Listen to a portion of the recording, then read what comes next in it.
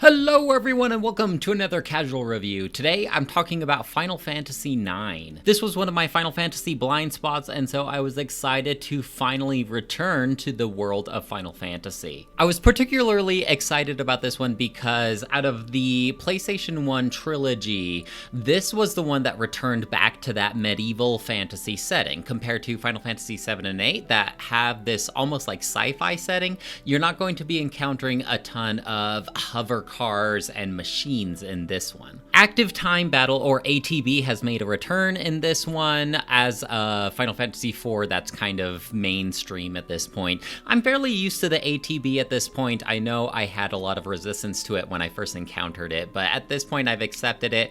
You can also set it to wait, so if you're scrolling through the menu, then the opponent's turn isn't going to occur, and so you can take your time. In this one, our main character is a thief, rogue-like character named Zidane. Him and his band of rogues is charged with the task of kidnapping a princess, someone named Princess Garnet. And so under the guise of a play, they kidnap the Princess Garnet, and that introduces Princess Garnet's royal knight and bodyguard, a knight named Steiner. During this kidnapping, they also pick up a black mage named Vivi, and I love how they brought back the original design of the black mages from Final Fantasy I to this three-dimensional world. The kidnapping doesn't go quite as planned, and our four first characters end up stranded in this haunted forest. Ultimately, the story evolves a lot more from here, but essentially it's that classic tale of good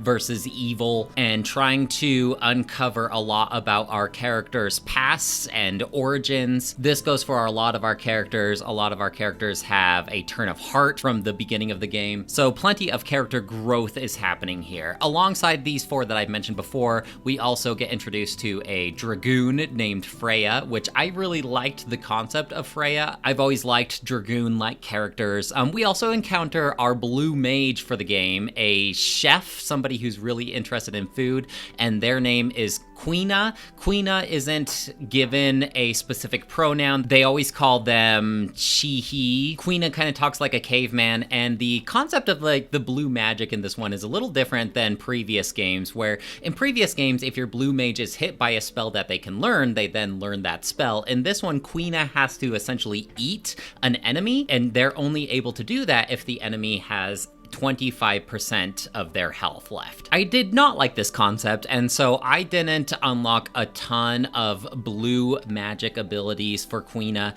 Therefore, Quina kind of went underutilized in this playthrough. I like Quina as a character, but during the gameplay section, I'm sure there's a ton of different abilities that can make Quina quite broken, but I wasn't motivated to unlock that potential in this run. Later in the game, we're introduced to another character named Aiko, and Aiko is one of our summoners. I've always liked the concept of summoners in Final Fantasy, and in this game, the summons themselves play an important part of the story, not quite as important as Final Fantasy 16, I'd say, but these summons are called Eidolons, and these Eidolons are these big, massive, powerful summons. I've always liked the animation of these summons, and so they went fairly utilized in my playthrough. And our last character is a man named Amarant. Amarant is the last character introduced in the game, and so I feel like he got the least amount of exposition and character development, but it's still there. So our 8 unique characters go out to set against the forces of evil using the power of friendship.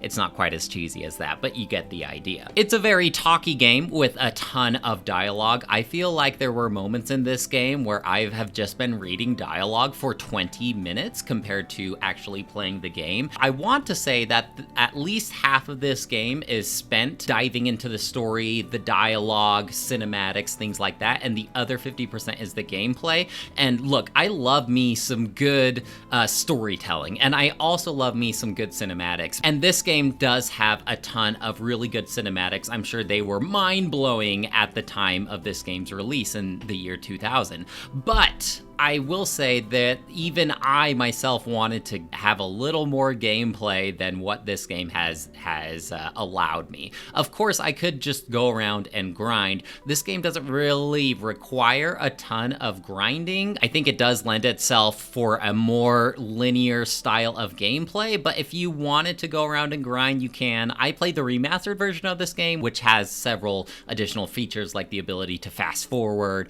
the ability to do 9999 damage, the ability to auto battle. I will say that the toggle for the fast forward is not as intuitive as Final Fantasy VIII, where in this game I have to pause it to go to all these additional features, whereas in Final Fantasy VIII I feel like it was mapped to certain hotkeys. The gameplay is pretty similar to Final Fantasy VII and VIII, aside from a few caveats. For one, your abilities are learned from equipment, so it's similar to Final Fantasy Tactics from what I can remember. Certain gear allows a character to learn certain abilities, and if you have the gear on long enough, then you kind of level it up so you know that ability permanently. This doesn't allow you to just equip all of your passive abilities all at the same time, though. You do have an amount of ability points that you can use to assign to passive abilities. I did find this way of learning abilities rather accessible because I've played plenty of other games that have a similar system to this one. And I do like that it lends itself to some strategy, especially if you encounter a pretty challenging boss. It is easy for you to go back, equip the corresponding abilities that will help you with the fight. It does lend itself to having those counter builds to those challenges that you're overcoming. So you don't need to grind, you just need to have the correct corresponding gear and abilities to overcome said challenge. For instance, if a boss has a really strong fire attack, then you can equip abilities and gear that will nullify that fire attack, thus making a lot of the challenges in this game quite trivial as long as you know what's coming up. You can also synthesize this equipment together to make even more powerful equipment, which the combination of learning new abilities and synthesizing lended itself nicely to trying to buy as much equipment as possible, which meant that I was always low on gil unless I spent the time to go out and start grinding against enemies. I didn't need to go out and buy a ton of equipment, but I wanted to learn as many different abilities as possible. This game also has the mechanic of trance, and essentially you have this meter that fills up as you battle enemies, as you get damaged by enemies, and trance allows our characters to turn into like a super form essentially, and depending on the character this allows different things. So for instance, Vivi, our black mage, if he goes into a trance, this allows them to cast 2 spells instead of 1. If our blue mage Queena trances, this allows them to eat an enemy if they're at 50% instead of 25%. I liked the concept of trance, and I liked how it visually changed our characters to more powerful forms, but the problem with trance, and I'm sure this has been mentioned a ton of times, but you cannot control when trance activates. Once that meter is full, you are going to turn it into that trance form, even if it's just a regular enemy. You cannot time it to trance against a specific boss. I guess unless you do time it where your meter's almost full right before you go into a boss fight. Moogles, of course, make a comeback in this game, and Moogles are your source of saving. This is also where you can use tents to heal your HP and MP. There's a new system called Mognet, and essentially you are delivering letters between these Moogles. I'm not sure what the purpose of this is, aside from more dialogue. Maybe there's some kind of reward if you deliver all of the letters for Mognet, but I was never rewarded for delivering these letters. Still, it didn't stop me from checking the Mognet every time I talked to a new Moogle. It also introduces the concept of active time events, and this allows you to see what's going on with other characters. Sometimes it's optional, sometimes it's not. Usually it occurs when your party splits up, and this can happen for long stretches of time. So you might be playing as Zidane and Vivi, and then an active time event will proc up for Steiner and Princess Garnet, and you can choose to see what the other party is up to during this specific time. Just like in Final Fantasy VIII, there is a card game that you can go up and challenge pretty much any NPC to play against you. If you win, you get one of their cards. If they win, they get one of your cards. I got chewed out a lot for not participating in the card game in Final Fantasy VIII, so I did try it a couple times in Final Fantasy IX, just just like Final Fantasy VIII, I found myself bouncing off of it, but it is an additional little minigame that you can play throughout the game. At this point, I have played all of the PlayStation 1 trilogy Final Fantasy games, and I am confident in saying that I prefer the two-dimensional pixel versions compared to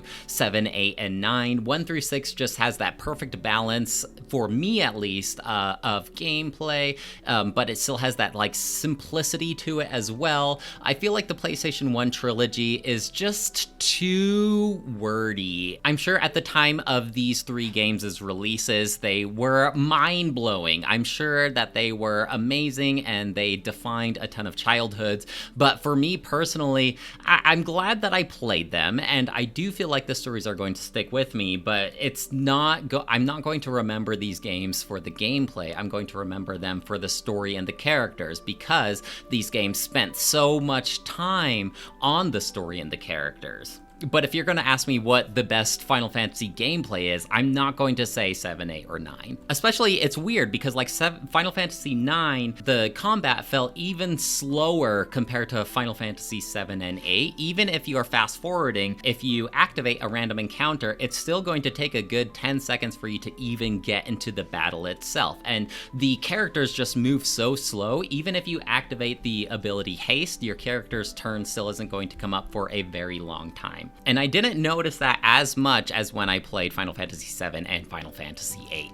That being said, Final Fantasy is no stranger to really awesome looking spells and abilities, and so I love the visuals of summoning the Eidolons and the magic abilities. Even with the PlayStation 1 graphics, visually, like these abilities and spells look really cool. Another thing that I have to give this game props for is the music itself. I loved the soundtrack in this game. Maybe it's in my head, but I believe I recognize a couple tunes that got carried over to Kingdom Hearts, which is cool because not a lot of other things from Final Fantasy VII did get carried over to Kingdom Hearts. As far as gameplay goes, it took me around 30 hours to beat this game, at least that's according to my save file. However, I'm not sure exactly how accurate that is, if it's in-game time or real-world time, because I would utilize the fast-forward feature every once in a while, and so I'm not sure if the gameplay time is being fast-forwarded or not. The story is this epic saga. You know, I liked the main villain in this one a lot better than Final Fantasy VIII. I felt like we got more time with him